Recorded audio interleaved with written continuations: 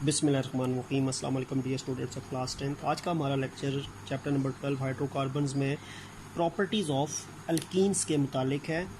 तो पहले हम जो टॉपिक है उसकी हेडिंग डाल लेते हैं, प्रॉपर्टीज़ ऑफ अल्कीन्स, और पहले हम इसकी फ़िज़िकल प्रॉपर्टीज़ डिस्कस कर लेते हैं।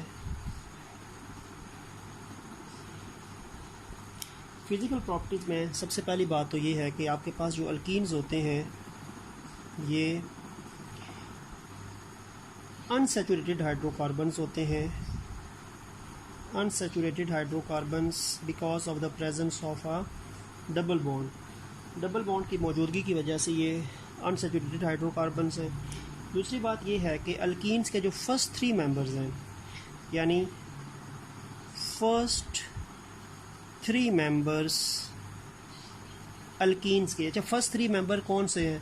C2H4, C3H6, C4H8। इसका फर्स्ट मेंबर C1 तो नहीं है ना, इसका पहला मेंबर आपको पता है कौन है, इसका पहला मेंबर C2 है। तो इसके फर्स्ट 3 मेंबर का मतलब है C2 से लेके C4 तक, ये पहले 3 मेंबर बनेंगे ना, C2, C3, C4, ये पहले 3 मेंबर्स हैं, इथीन, प्रोपीन और ब्यूटीन। तो ये जो पहले 3 मेंबर्स हैं इसके, वो आपके पास क्या हैं? वो आपके पास गैसेस हैं। They exist in gases form, वो गैसेस की फॉर्म में एग्जिस्ट करते हैं, ठीक है। उसके बाद इसके कार्बन नंबर 5 से लेके कार्बन नंबर 15 तक जो मेंबर्स हैं, 5 से लेके 15 तक के जो इसके मेंबर्स हैं, they exist in the form of liquids, वो लिक्विड्स की फॉर्म में होते हैं। और उसके बाद C16 से लेके जो हायर इसके मेंबर्स हैं इसके अल्कीन्स के, दे आर सॉलिड्स। तो यानी इसके पहले 3 मेंबर्स जो हैं वो गैसेस हैं, 5 से 15 तक जो हैं वो लिक्विड्स हैं, 16 से ऑनवर्ड्स आगे जितने भी हायर मेंबर्स हैं इसके अल्कीन्स के, वो क्या हैं? सॉलिड्स हैं, दे आर सॉलिड्स। ठीक हो गया। अच्छा, उसके बाद एक और चीज़, जो अल्कीन्स हैं ये नॉन पोलर हैं, दे आर नॉन पोलर। तो इसका मतलब है कि ये वाटर में तो फिर इनसॉल्युबल होंगे ना, तो पानी तो पोलर चीज़ है। Because they are non polar, they are not soluble in water, because like dissolve, like के कॉन्सेप्ट से नॉन पोलर चीज़ पोलर में डिजॉल्व नहीं हो सकती। तो इसका मतलब है कि ये किस में डिजॉल्व होते हैं? They are dissolve in non polar solvents. ये नॉन पोलर सॉल्वेंट्स में हल होने की एबिलिटी रखते हैं, ठीक है। जस्ट लाइक बेंजीन या अल्कोहल्स, उसके अंदर ये डिज़ोल्व होने की एबिलिटी लगती है, जो नॉन पोलर सॉल्वेंट्स है, ठीक है। और ये इसकी कुछ प्रॉपर्टीज़ थी जिनको हम फिज़िकल प्रॉपर्टीज़ बोलते हैं। अब आते हैं जिसकी हम केमिकल प्रॉपर्टीज़ पे आते हैं। केमिकल प्रॉपर्टीज़ यानी केमिकल रिएक्शंस पे आते हैं। तो अगर हम इसकी केमिकल प्रॉपर्टीज़ बात करते हैं, केमिकल प्रॉपर्टीज़ का मतलब पहले भी मैंने आपको बताया था कि ये केमिकल रिएक्शंस होते हैं, केमिकल रिएक्शंस। और अल्कीन क्योंकि अनसैचुरेटेड हाइड्रोकार्बन्स हैं, इस वजह से इनके अंदर आपको एडिशन रिएक्शंस भी मिलेंगे। दे अंडरगोज एडिशन रिएक्शंस, जो कि अल्केन्स में नहीं फॉलो होते थे, क्योंकि इनके अंदर क्या होता है, इनमें जो कार्बन कार्बन डबल बॉन्ड है ना, इनके डबल बॉन्ड पे एक चीज़ अटैक करेगी, वो ऐड हो के इस डबल बॉन्ड को सिंगल कर देगी। एडिशन पॉसिबल है। तो addition of compound is possible and this double bond is converted into single bond. एक डबल बॉन्ड सिंगल बॉन्ड में कन्वर्ट हो सकता है चीज़ें ऐड होने के बाद, इजाफा होने के बाद, उसमें जमा होने के बाद, इसीलिए इनको अनसैचुरेटेड बोलते हैं। इनमें चीज़ें ऐड होने की एबिलिटी होती है, ठीक हो गया। तो ये चीज़ होती है कि डबल बॉन्ड को ये अनसैचुरेटेड से सैचुरेटेड हो सकते हैं अगर इनमें कोई चीज़ ऐड हो, ये एडिशन रिएक्शन जो है वो फॉलो करते हैं, ठीक हो गया। डबल बॉन्ड पे अटैक हो के उसको सिंगल किया जा सकता है। अब इसमें 2 रिएक्शंस हैं जो आपके सिलेबस में आपकी बुक पे गिवन है, पेज नंबर 81 पे। पहला रिएक्शन है रिएक्शन विद हैलोजन।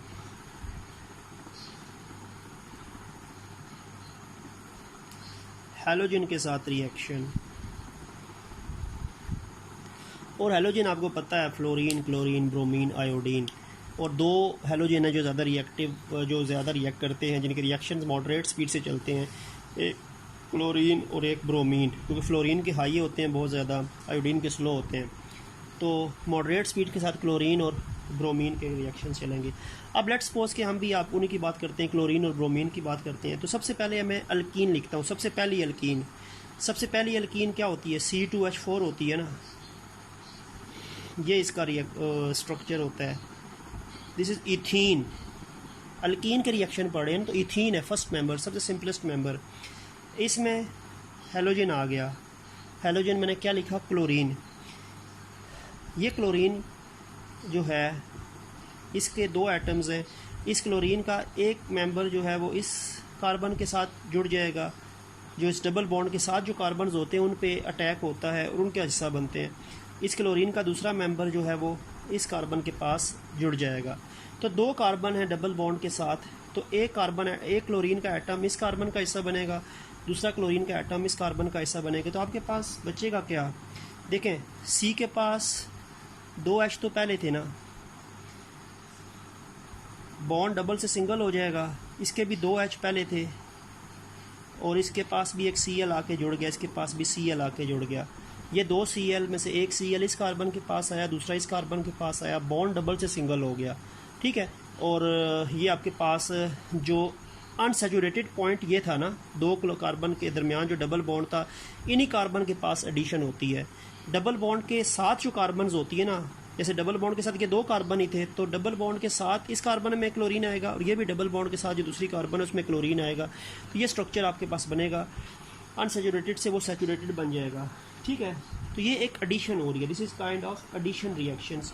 और इसमें देखिए इसका नाम क्या होगा? ये कार्बन 1 है, ये कार्बन 2 है, 2 कार्बन ही है ना, तो इसका नाम होगा 1 2, यानी 1 कार्बन 2 कार्बन। और दोनों कार्बन के साथ क्या जुड़ा हुआ है? क्लोरीन जुड़ा हुआ है ना, तो 1 2 डाई क्लोरो और 2 कार्बन से क्या बनेगा? इथेन। 2 कार्बन में सिंगल बॉन्ड हो तो क्या बनता है? इथेन। 1 2 die chloro ethane. तो एक तो ये क्लोरीन के साथ हेलोजनेशन रिएक्शन आपको बता दिया, ठीक है। सेम रिएक्शन, सेम चीज़ जो है वो हम ब्रोमीन के साथ भी कर सकते हैं, लेकिन ब्रोमीन का थोड़ा सा तब्दीली होगी 2-3 जगहों पे। देखें, ब्रोमीन जो है ना उसमें और इसमें फ़र्क क्या होता है? क्लोरीन गैस की फॉर्म में होती है, ब्रोमीन लिक्विड फॉर्म में होती है। यानी अगर मैं यहाँ पे क्या करता हूँ, अगर मैं यहाँ पे bromine as a halogen use करूँ, Br2 ब्रोमीन, वही होगा ब्रोमीन, एक एटम इधर आ जाएगा, ब्रोमीन का दूसरा एटम इधर आ जाएगा। लेकिन फ़र्क ये मैं बता दूँ कि ये जो ब्रोमीन होता है ना, ये जो Br2 होता है ब्रोमीन, ये लिक्विड स्टेट में होती है, ठीक है। इसको हम ब्रोमीन वाटर भी कहते हैं। Br2 it is in the form of liquid and it is also known as bromine water। इसको ब्रोमीन वाटर भी कहा जाता है क्योंकि लिक्विड स्टेट में है ना, इसीलिए ब्रोमीन वाटर कहते हैं। और एक और चीज़ के ब्रोमीन वाटर का जो कलर होता है ना, that colour is basically reddish brown, colour इसका रेडिश ब्राउन होगा। Br2 लिक्विड जो है इसका रेडिश ब्राउन कलर है, ठीक हो गया। अच्छा, जब ये ऐड हो जाएगी तो ये ब्रोमीन किसका पार्ट बन जाएगा? इस इथीन का पार्ट बन जाएगा ना। एक Br इधर आ गया, एक Br इधर आ गया, इसका नाम बनेगा 1 2 डाई ब्रोमो इथेन। वो क्लोरीन था तो क्लोरो, ये ब्रोमीन है तो ब्रोमो। अब जब कलर आपके पास, अच्छा शुरू में इस लिक्विड का कलर क्या होगा? रेडिश ब्राउन, जब वो Br2 अपनी ओरिजिनल स्टेट में था। लेकिन जब ब्रोमीन इसका हिस्सा बनेगी तो 1 2 डाई ब्रोमो इथेन बनेगा। ये कंपाउंड क्या होगा? कलरलेस होगा, कलरलेस, कोई कलर नहीं होगा। तो ब्रोमीन की, जब भी ब्रोमीन किसी डबल बॉन्ड वाले कंपाउंड में ऐड होती है, अल्कीन में ऐड होती है, तो ब्रोमीन का कलर जो होता है वो डिस्चार्ज हो जाता है। इस टेस्ट को हम कहते हैं ब्रोमीन वाटर टेस्ट। इसको ब्रोमीन वाटर टेस्ट कहा जाता है। और ब्रोमीन वाटर टेस्ट क्यों किया जाता है? अनसैचुरेशन, किसी भी कंपाउंड में जो अनसैचुरेशन होता है, डबल बॉन्ड होता है, उसको स्पेसिफाई करने के लिए। क्योंकि अगर सिंगल बॉन्ड होता उसमें तो ब्रोमीन ऐड ही नहीं होती ना। अगर यहाँ पे अल्केन होता ना तो अल्केन में तो एडिशन पॉसिबल ही नहीं होती, तो ब्रोमीन का जो कलर रेडिश ब्राउन था वो रेडिश ब्राउन ही रहता। There is no change in colour. अगर ब्रोमीन का कलर रेडिश ब्राउन से तब्दील हो रहा है तो इसका मतलब है कंपाउंड अनसैचुरेटेड है। अगर ब्रोमीन का कलर अपना ओरिजिनल मेंटेन रहता है तो इसका मतलब है कि आपके पास कंपाउंड सैचुरेटेड है। तो ब्रोमीन वाटर टेस्ट जो होता है, जिसमें ब्रोमीन का रेडिश ब्राउन कलर डिस्चार्ज हो जाता है, ख़त्म हो जाता है, एक कलरलेस चीज़ बनती है, वो किसी भी अनसैचुरेटेड कंपाउंड की ब्रोमीन में एडिशन से के नतीजे में होता है। तो ब्रोमीन वाटर टेस्ट जो होता है, it is basically use to identify the presence of unsaturation in any organic compound. ठीक है, तो ये ब्रोमीन वाटर टेस्ट भी एक इम्पॉर्टेंट टॉपिक है जो ऑर्गेनिक केमिस्ट्री में टेस्ट जब हम करते हैं, आइडेंटिफिकेशन करते हैं ऑर्गेनिक कंपाउंड की, तो उसमें ब्रोमीन वाटर टेस्ट भी आता है। ठीक है, तो ये आपके पास रिएक्शन विद हैलोजन है, दोनों में एडिशन हो रही है, क्लोरीन भी ऐड हुआ और ब्रोमीन भी ऐड हुआ। ठीक हो गया। सेकेंड रिएक्शन जो है इसमें, डैट इज़, उसका टाइटल है reaction with KMnO4। Reaction with KMnO4। ठीक है, पोटेशियम पर मैग्नेट, पोटेशियम पर मैग्नेट इसको हम कहते हैं KMnO4। अच्छा, ये मैं आपको बता दूं कि जो अल्कीन है ना, अल्कीन जो रिएक्ट करता है कौन से KMnO4 के साथ, डाइल्यूट अल्कलाइन KMnO4 सॉल्यूशन से रिएक्ट करेगा, और ये सॉल्यूशन बहुत ज़्यादा डाइल्यूट होगा, ये 1% सॉल्यूशन होगा, यानी बहुत कम इसमें सोल्यूट की मिकदार होगी, मैक्सिमम इसमें सॉल्वेंट ने डिज़ोल्व किया होगा, बहुत डाइल्यूट सॉल्यूशन है। तो ये सॉल्यूशन जो है ये होता है dilute alkaline KMnO4 solution, 1% solution जो होता है, इसको हम कहते हैं बायर्स रिएजेंट। इसको बायर्स रिएजेंट बोलते हैं। और ये बायर्स रिएजेंट होता है ना, ये बेसिकली अल्कीन के साथ रिएक्ट करता है। तो KMnO4 कंसनट्रेटेड या स्ट्रॉन्ग हालत में रिएक्ट नहीं करता कि अल्कीन के साथ। KMnO4 जो होता है वो डाइल्यूट अल्कलाइन KMnO4 का 1% सोल्यूशन जो होता है, जिसको बायर्स रिएजेंट कहते हैं, वो अल्कीन के साथ रिएक्ट करेगा। इस सोल्यूशन के अलावा कोई और KMnO4 किसी और स्ट्रेंथ के साथ अल्कीन के साथ रिएक्ट नहीं करता। ठीक है, तो बायर्स रिएजेंट बेसिकली अल्कीन को आइडेंटिफाई या प्रेजेंस मालूम करने के लिए ये टेस्ट जो होता है वो यूज़ होता है, इसको बायर्स टेस्ट भी बोलते हैं। अच्छा, अब देखिए इसमें है क्या। सबसे पहले क्या होता है, सबसे पहले इस रिएक्शन को हम 2 स्टेप्स में लिख सकते हैं। बेसिकली 2 स्टेप्स हैं उस समझाने के लिए, जो बुक में उसने एक ही स्टेप में दिया हुआ है, तो मैं आपको 2 स्टेप्स में समझाऊँ ताकि आपको पता चले। असल में इसका पहला जो पार्ट होता है ना, वो क्या होता है, KMnO4 सोल्यूशन जो होता है ये वाटर के साथ रिएक्ट करता है, वाटर के 4 मॉलिक्यूल्स के साथ, यानी इसको 2 मॉलिक्यूल्स KMnO4 के 4 मॉलिक्यूल्स वाटर के साथ रिएक्ट करते हैं। तो आपके पास बनता क्या है, 2 KOH के मॉलिक्यूल्स बनते हैं, 2 MnO2 के मॉलिक्यूल्स बनते हैं, और 6 OH नेगेटिव बनते हैं, 6 हाइड्रोक्सिल आयन बनते हैं। This is basically first step of Baeyer's test या KMnO4 का डाइल्यूट अल्कलाइन KMnO4 का 1% सोल्यूशन अल्कीन के साथ जो रिएक्ट होता है। तो पहले क्या होता है, पहले KMnO4 को, क्योंकि डाइल्यूट अल्कलाइन KMnO4 है ना, तो पहले बात वही है कि KMnO4 का वाटर के साथ रिएक्शन होने के नतीजे में ये चीज़ें बनती हैं। ठीक है, और ये बैलेंस करने के लिए इधर 2 है, इधर 4 है, इधर 2 है, इधर 2 है, ये 6 हाइड्रोक्सिल आयन बनते हैं। फिर क्या होगा, अगर मैं अब मुकम्मल इस रिएक्शन को लिखूं तो मैं अल्कीन कौन सी यूज़ करता हूं, अल्कीन में यूज़ करता हूं इथीन, वही CH2 डबल बॉन्ड CH2। ठीक है, प्लस यही, अब इनको मैं दोबारा साथ लिख देता हूँ, 2 KMnO4 4H2O। रिएक्शन को मैं लिखता हूँ अब कंप्लीट। अब देखें अब देखें ये आपके पास एक सब्सटेंस इधर आएगा इस कार्बन के पास और एक इधर आएगा, तभी बॉन्ड सिंगल होगा ना। इस बॉन्ड को सिंगल करने के लिए एक चीज़ का इधर आना और एक चीज़ का इधर आना, इन दोनों कार्बन के साथ जो अनसैचुरेशन पॉइंट के साथ जो कार्बन्स होती हैं, इन दोनों कार्बन के साथ एक एक चीज़ों का ऐड होना इसको सिंगल बॉन्ड में कन्वर्ट करेगा। तो इन 2 चीज़ें एक डबल बॉन्ड को सिंगल में कन्वर्ट करती हैं। अब यहाँ पर आपके पास 6 OH हैं, तो एक OH इधर आ जाए, एक OH इधर आ जाए, बॉन्ड सिंगल हो जाए, लेकिन टोटल आपके पास 6 OH है ना, तो एक डबल बॉन्ड को सिंगल करने के लिए 2 चीज़ें चाहिए। तो अगर आपके पास यहाँ पे 3 मॉलिक्यूल होंगे ना, तो फिर 2 2 4 2 6, तो यानी यहाँ पे बुक में देखें 3 लगा हुआ है। 3 अल्कीन के मॉलिक्यूल हैं इथीन के, क्योंकि एक इथीन के मॉलिक्यूल में 2 OH आके उसको सिंगल बॉन्ड में कन्वर्ट करेगा। फिर दूसरे जो 2 OH होंगे वो दूसरे इथीन में आएंगे, और तीसरे जो थर्ड जो यानी OH OH सिंगल बॉन्ड, एक CH2 के लिए, ठीक है। जब आपके पास 2 इथीन होंगे तो 4 OH चाहिए, और 3 इथीन होंगे तो 6 OH चाहिए। तो ये 6 OH है ना, तो बेसिकली एक OH और एक OH इस बॉन्ड को सिंगल करेगा एक मॉलिक्यूल के लिए। तो यहाँ पे क्योंकि 3 मॉलिक्यूल्स हैं तो ये 6 OH चाहिए। तो आपके पास कंपाउंड जो है वो बनेगा CH2 सिंगल बॉन्ड हो जाएगा, और इसके साथ एक OH आ गया, एक OH इसके साथ आ गया, और मॉलिक्यूल क्योंकि 3 थे ये 6 OH हो जाएंगे ना। ये OH 2 है तो 3 से मल्टीप्लाई होकर 6 हो जाएंगे। तो बात क्या है, इथीन या एथिलीन के 3 मॉलिक्यूल्स हैं, और हर मॉलिक्यूल 2 OH लेगा। तो पहला मॉलिक्यूल 2H, दूसरा मॉलिक्यूल 2H, तीसरा मॉलिक्यूल 2H, तो वो सिंगल बॉन्ड में कन्वर्ट होगा। तो 6 OH जो हैं वो 3 एथिलीन मॉलिक्यूल को अनसैचुरेटेड में कन्वर्ट करेंगे, अनसैचुरेटेड से सैचुरेटेड में कन्वर्ट करेंगे। तो ये आपके पास सब्सटेंसेस, ये 6 OH, अगर यहाँ पे 2 OH होते ना, तो यहाँ पे मैं सिर्फ CH2 एक ही दफ़ा लिखता, कि ताकि एक OH इधर आ जाए, एक इधर आ जाए, बॉन्ड सिंगल आ जाए। लेकिन 6 OH थे तो इसलिए मुझे 3 मॉलिक्यूल यूज़ करना पड़े हैं, क्योंकि 1 मॉलिक्यूल 2 OH ऐड करने से सिंगल बॉन्ड में होगा। तो 2 मॉलिक्यूल 4 OH, 3 मॉलिक्यूल 6 OH।